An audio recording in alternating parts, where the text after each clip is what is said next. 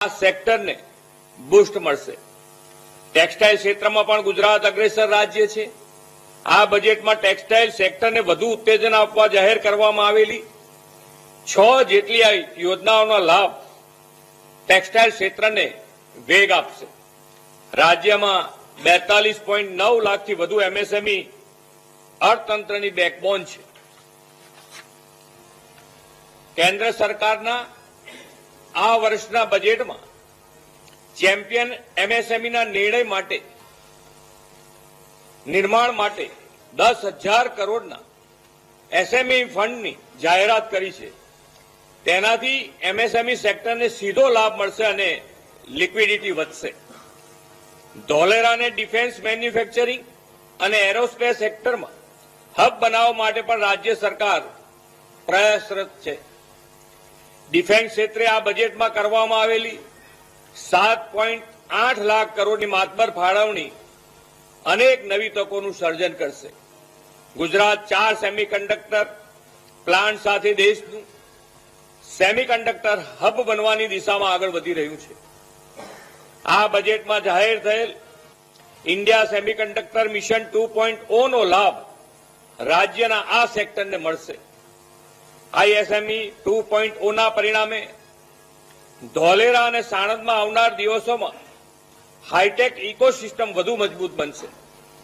PM ગતિશક્તિથી ડીએમઆઈસી freight રૂટમાં નેટવર્કથી logistic support સુદૃઢ થયો છે।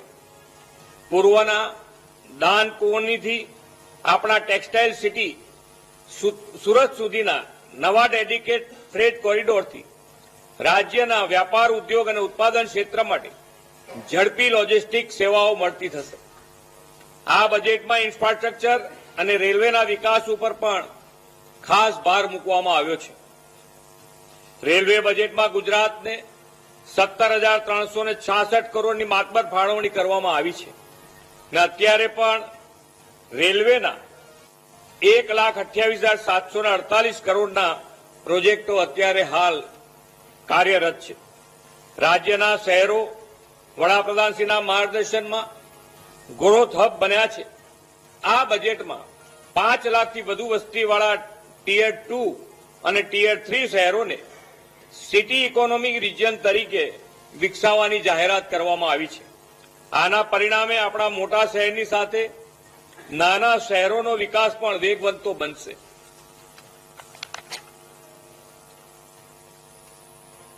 આ કેન્દ્રીય બજેટમાં મ્યુનિસિપાલિટી બોન્ડ માટે ખાસ પ્રોત્સાહન જાહેર કરવામાં આવ્યા છે। તેનો લાભ આપણી મ્યુનિસિપાલિટીઝને પણ મળશે। ગ્રામ્ય હસ્તક ઉદ્યોગો માટે આ બજેટમાં ખાદી, હાથશાળ અને હસ્તકલા અને વન ડિસ્ટ્રિક્ટ વન પ્રોડક્ટના વિઝનને મજબૂત બનાવવા માટે મહાત્મા ગાંધી ગ્રામ સ્વરાજ પહેલ જાહેર કરવામાં આવી છે। તેનાથી સ્થાનિક ઉત્પાદનો વૈશ્વિક બજાર સાથે જોડાશે અને બ્રાન્ડિંગમાં મદદ મળશે। વડાપ્રધાન શ્રીની વિઝનરી લીડરશીપમાં સ્થાપાયેલું ગિફ્ટ સિટી દેશનું ફિનટેક હબ બન્યું છે અને ઇન્ટરનેશનલ ફાઇનાન્શિયલ સર્વિસ ક્ષેત્રે વૈશ્વિક પ્રતિષ્ઠા ધરાવે છે। ગિફ્ટ સિટીમાં 10 વર્ષના ટેક્સ હોલિડેના બદલે હવે સળંગ 20 વર્ષના ટેક્સ હોલિડેના કારણે ઇન્વેસ્ટર્સ હવે વધુ ભરોસાથી અહીંયા ઇન્વેસ્ટ કરી શકશે અને રિન્યુઅલ વિના કંપનીઓનો તેનો લાભ પણ લઈ શકશે। વિકસિત ભારતની આવતીકાલે મજબૂત કરવા માટે બજેટમાં એઆઈ આધારિત ક્ષેત્રને મજબૂતી પર ખૂબ ભાર મૂકવામાં આવ્યો છે। 2047 સુધી ડેટા સેન્ટર સર્વિસ માટે ટેક્સ હોલિડે જાહેર કર્યો છે। તેનો સીધો લાભ ડેટા સેન્ટર્સને મળશે। બદલાતા સમયની સાથે યુવા તાલીમ લઈને કન્ટેન્ટ ક્રિએશનના ક્ષેત્રમાં આગળ વધે તે માટે ખાસ એનિમેશન, વિઝ્યુઅલ ઇફેક્ટ, ગેમિંગ અને કોમિક્સ સેક્ટરમાં 2030 સુધીમાં 20 લાખ પ્રોફેશનલ તૈયાર કરવાનું લક્ષ્ય રાખવામાં આવ્યું છે। આ માટે દેશમાં 15,000 જેટલી શાળાઓ અને 500 જેટલી કોલેજોમાં કન્ટેન્ટ ક્રિએટર લેબ સ્થાપવામાં આવશે। તેનો લાભ પણ યુવાનોને મળશે। કોમનવેલ્થની યજમાની કરવાનો આપણને અવસર મળ્યો છે.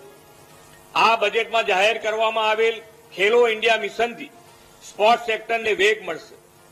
ગુજરાતના લોથલ, ધોળાવીરા સહિતના દેશના 15 પુરાતત્વ સ્થળોને જીવંત અનુભવી સાંસ્કૃતિક સ્થળો તરીકે વિકસાવવાની જાહેરાતથી વિકાસ બી વિરાસત બી સાકાર થશે. સાથે જ આઇકોનિક ટુરિઝમ પ્લેસ પર 10,000 જેટલા ગાઈડ તૈયાર કરવાની જાહેરાત થઈ છે.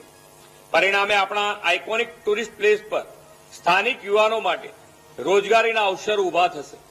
વડાપ્રધાનશ્રીની પ્રેરણા અને WHOના સહયોગથી જામનગરમાં ગ્લોબલ ટ્રેડિશનલ મેડિસિન સેન્ટર કાર્યરત છે.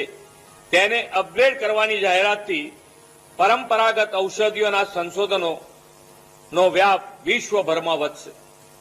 આ કર્તવ્ય દ્વારા ગ્રામીણ ક્ષેત્રે, કૃષિ ક્ષેત્રે સશક્ત કરવાની નેમ છે. નેશનલ ગ્રોથમાં ગુજરાતના મહત્વપૂર્ણ યોગદાનને ધ્યાનમાં લઈને 16મા નાણાં પંચ અંતર્ગત સેન્ટ્રલ ડિવોલ્યુશન 3.48 થી વધીને 3.75% કરવામાં આવ્યું છે. તેના કારણે ગ્રામીણ ઇન્ફ્રાસ્ટ્રક્ચરને વેગ મળશે. સાથે જ કૃષિમાં એઆઈના ઉપયોગના પ્રોત્સાહનથી ખેડૂતો ટેકનોલોજીથી જોડાઈને આધુનિક બનશે. આદરણીય વડાપ્રધાનશ્રીના નેતૃત્વમાં સૌના સાથ, સૌના વિકાસના મંત્ર સાકાર કરીને આ બજેટ સર્વગ્રાહી વિકાસ અને કલ્યાણથી વિકસિત ભારતનું નિર્માણ કરશે. આ વિકાસલક્ષી બજેટના લાભ મેળવીને ડબલ એન્જિન સરકારની ડબલ સ્પીડથી વિકસિત ભારત માટે ગુજરાત લીડ લેશે. Thank you.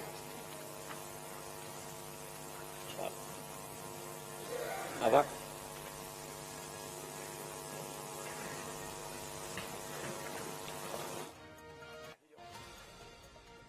તો મુખ્યમંત્રી ભૂપેન્દ્ર પટેલની પત્રકાર પરિષદ અને તેમને સંબોધન કર્યું છે કેન્દ્રીય બજેટ પર.